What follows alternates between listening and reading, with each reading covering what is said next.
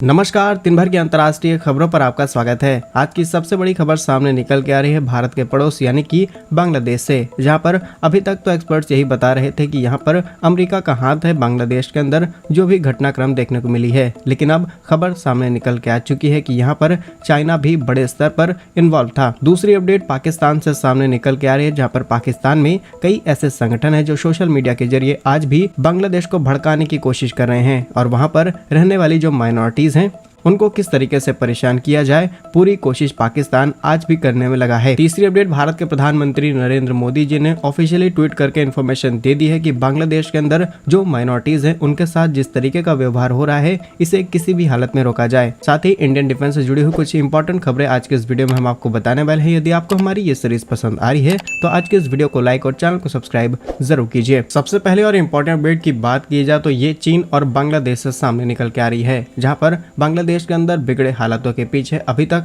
सिर्फ अमेरिका के ऊपर एलिगेशंस लगाए जा रहे थे, लेकिन अब इसमें चीन का नाम साफ तौर पर शामिल हो चुका है। रिसेंटली केंद्रीय खुफिया एजेंसी की एक नई रिपोर्ट में इस बात का खुलासा किया गया है कि चीन बांग्लादेश के अंदर तमाम तरीके की इन्वेस्टमेंट करना चाहता था, लेकिन वहां की ex prime minister Sheikh Hasina जी ने यहां पर परमिशन नहीं दी, जिसके बाद चीन ने अपने कई अलग अलग संगठन बांग्लादेश के अंदर तैनात करने शुरू कर दिए। जानकारी के मुताबिक बांग्लादेश के अंदर चीन अपना एक बहुत बड़ा मिसाइल बेस कैंप तैयार करना चाहता था। इसके अलावा मोंगला पोर्ट चीन अपने नाम चाहता था। तीस्ता वाटर पर बनने वाले जो भी बड़े बड़े डैम्स हैं इसमें भी चीन हिस्सेदारी मांग रहा था, ताकि भारत का जो चिकन नेक वाला सेक्शन है यहाँ पर किसी भी तरीके से कंट्रोल किया जाए। लेकिन बांग्लादेश की एक प्राइम मिनिस्टर इस बात को बहुत अच्छे से समझती थी कि अगर चीन को यहाँ पर बड़ी अनुमति दी गई तो भविष्य में ना ही ये भारत के लिए अच्छा होगा और ना ही ये बांग्लादेश के लिए। जहां पर इसी रिपोर्ट में इस बात का खुलासा भी किया गया है कि चीन यहां पर अपना नया बेस कैंप तैयार करते ही इसे बहुत तेजी से एक्सपेंड करने वाला था और 24 घंटे भारत के ऊपर किसी भी तरीके से नजर रखने की तैयारी चीन की थी। और सही मायने में देखा जाए तो इस रिपोर्ट में काफी सच्चाई है। असल में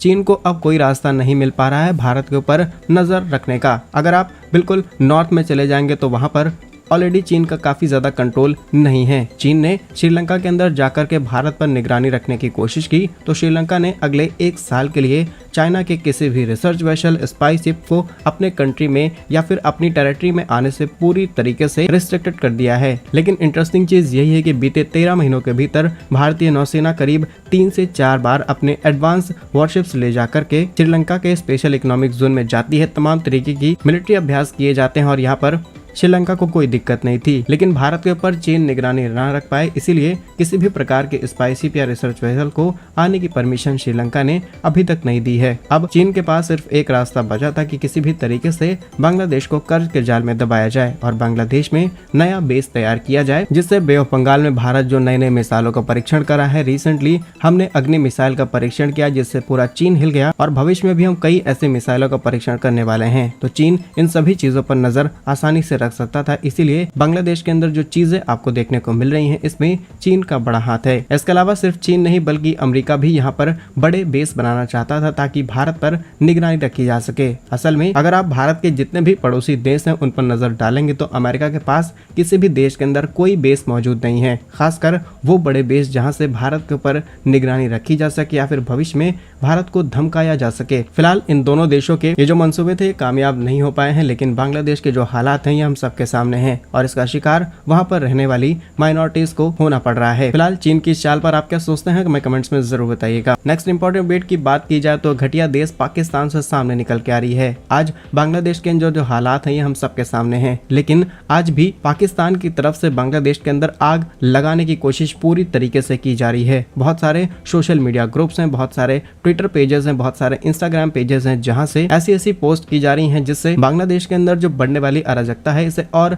ज्यादा बढ़ाया जाए। और टोटली बांग्लादेश के अंदर किस कम्युनिटी को टारगेट किया जा रहा है हम सभी जानते हैं। और अब पाकिस्तान ने तो लिमिट क्रॉस करनी शुरू कर दी है। असल में तमाम सोशल मीडिया पेजेस के जरिए वहां पर एंटी इंडिया कैंपेन भी पूरी तरीके से शुरू किया जा चुका है। ऐसा कई इंटरनल रिपोर्ट्स और सर्वेज इस बात का खुलासा कर चुके हैं। फिलहाल पाकिस्तान की इस घटिया हरकत पर आप क्या सोचते हैं कमेंट्स में जरूर बताइएगा। तीसरी इंपॉर्टेंट अपडेट की बात की जाए तो जैसा कि आप लोग जानते होंगे कि बांग्लादेश की जो रिस्पॉन्सिबिलिटी है अब प्रोफेसर मोहम्मद यूनुस के हाथ में सौंपी जा चुकी है, लेकिन अभी भी कहीं न कहीं बैकएंड से मिलिट्री पूरी तरीके से कंट्रोल रखने की कोशिश कर रही है, लेकिन जो ऑफिशियली स्टेटमेंट सामने आए हैं इससे ये सारा कंट्रोल अभी मोहम्मद के हाथ में है। और इसी चीज को लेकर के भारत के प्रधानमंत्री मोदी जी ने ट्वीट करते हुए इन्फॉर्मेशन दी है कि my best wishes to professor Muhammad Yunus, और इसमें सिंपली लिखा गया है कि हम उम्मीद करते हैं कि आप अपनी सभी रिस्पॉन्सिबिलिटी को बखूबी निभाएंगे और वहाँ पर शांति लाने की कोशिश करेंगे। इसके अलावा आप प्रोटेक्शन देंगे हिंदूज को जो वहाँ पर माइनॉरिटी कम्युनिटी और जिस तरीके का डिस्क्रिमिनेशन उस देश के अंदर देखने को मिल रहा है इसे आप रोकने की कोशिश करेंगे। ओवरऑल भारत का स्टैंड यही है कि हम बांग्लादेश के साथ आज भी अच्छे रिलेशन रखना चाहते हैं, क्योंकि बांग्लादेश एक ऐसी लोकेशन पर है जहाँ पर अगर किसी और थर्ड पार्टी ने कंट्रोल करने की कोशिश की तो डेफिनेटली भारत के लिए काफी ज्यादा चैलेंजिंग होने वाला है। लेकिन दूसरा बड़ा चैलेंज भारत के सामने एक और है, क्योंकि हमने शेख हसीना को अपने देश के अंदर रखा हुआ और अभी तक ये क्लियर नहीं हुआ कि वो एग्जैक्टली किस देश के अंदर जाने वाली हैं। अमेरिका, यूके और तमाम पश्चिमी देशों ने उनके वीजा को ऑलरेडी कैंसिल कर दिया है। उनके सपोर्ट में या फिर कहें मुस्लिम कम्युनिटीज के सपोर्ट में खड़े होने वाले जो 57 मुस्लिम कंट्रीज हैं वो भी आज उनका साथ नहीं दे रहे, इसीलिए उन्हें सबसे सेफ जगह भारत लग रही है, इसीलिए वो भारत के अंदर हैं। लेकिन जब तक वो भारत के अंदर रहेंगी तब तक वो इंडियंस जो इस समय बांग्लादेश के अंदर हैं उन्हें इसी तरीके से टारगेट किया जाता रहेगा। नेक्स्ट इंपॉर्टेंट अपडेट की बात की जाए तो भारत के DRDO से सामने निकल के आ रही है, जहाँ पर DRDO की तरफ से एक नई टेक्नोलॉजी को डेवलप किया जा रहा है जिसका नाम है TWIR यानी कि थ्रू वॉल इमेजिंग रडार। असल में एक ऐसी टेक्नोलॉजी है जो भारत की तीनों सेनाओं के लिए इतनी ज्यादा हेल्पफुल होने वाली है जिससे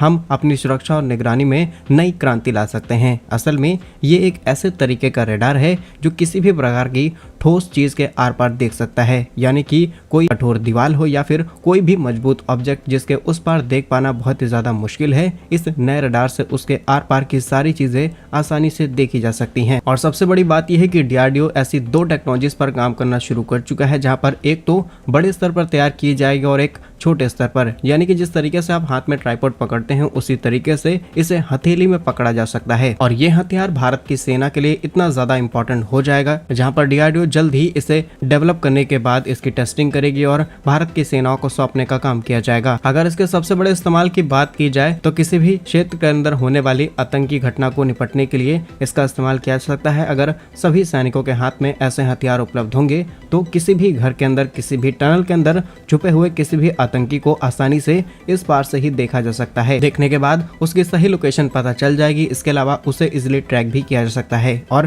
ट्रैक करने के बाद उसे आसानी से पकड़ा जा सकता है। इसके अलावा सीमा की सुरक्षा और ज्यादा बढ़ाई जा सकती है अगर कुछ पर्टिकुलर किलोमीटर के एरियाज पर ऐसे रडार सिस्टम इंस्टॉल कर दिए जाते हैं, जहां पर आपने कई घटनाएं देखी होंगी। जमीन के नीचे से आने वाले सुरंगों के रास्ते से कई हथियार सप्लाई किए जाते हैं, उन्हें भी आसानी से स्कैन किया जा सकता है। तीसरा बड़ा इस्तेमाल कि किसी भी प्रकार के खोज और बचाव अभियान में इसका सबसे बड़ा इस्तेमाल किया जा सकता है। कई बार आ रही बाढ़, दुर्घटना या भूकंप में कई लोग फंस जाते हैं, कई लोग दब जाते हैं। ऐसे में इन रडार सिस्टम का इस्तेमाल करते हुए लोगों को स्कैन किया जाएगा और जहां पर भी लोग मौजूद हैं उन्हें आसानी से निकाला जा सकता है। ओवरऑल बात की जाए तो DRDO की ये नई टेक्नोलॉजी भारत के हर एक काम में सबसे ज्यादा इंपॉर्टेंट होने वाली है। जल्द ही DRDO इसके प्रोटोटाइप को तैयार करते ही पूरे देश में अलग अलग सेनाओं को सौंपने का काम करेगा। नेक्स्ट इंपॉर्टेंट अपडेट की बात की जाए तो ये भारत की तरफ से डिफेंस एक्सपोर्ट से जुड़ी हुई है, जहां पर भारत और आर्मेनिया के बीच में बातचीत शुरू हो चुकी है। जल्द ही भारत की तरफ से आर्मेनिया को एडवांस हथियार यानी कि आकाश एयर डिफेंस सिस्टम एक्सपोर्ट किया जाएगा। रिपोर्ट्स के मुताबिक भारत की तरफ से उठाया गया यह पहला कदम है, जहां पर हम अब किसी दूसरे देश को इस तरीके के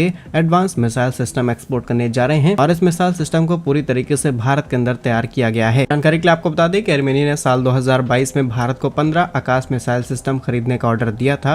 ये डील करीब 6000 करोड़ रुपए की यानी कि करीब 720 मिलियन $US की थी। इससे भारत आर्मेनिया की सेना को और ज्यादा मजबूत करने वाला है और इस एयर डिफेंस सिस्टम से आने वाले किसी भी हवाई हमले से आसानी से बचा जा सकता है, यानी कि किसी फाइटर जेट, किसी ड्रोन, किसी भी उड़ने वाले हथियार से इसे आसानी से बचाया जा सकता है। फिलहाल क्या कुछ कहना है आपका इन सभी खबरों पर हमें कमेंट्स में जरूर बताइए। यदि आपको हमारी ये सीरीज पसंद आ रही है तो आज के इस वीडियो को लाइक और चैनल को सब्सक्राइब जरूर कीजिए। वंदे मातरम, भारत माता की जय।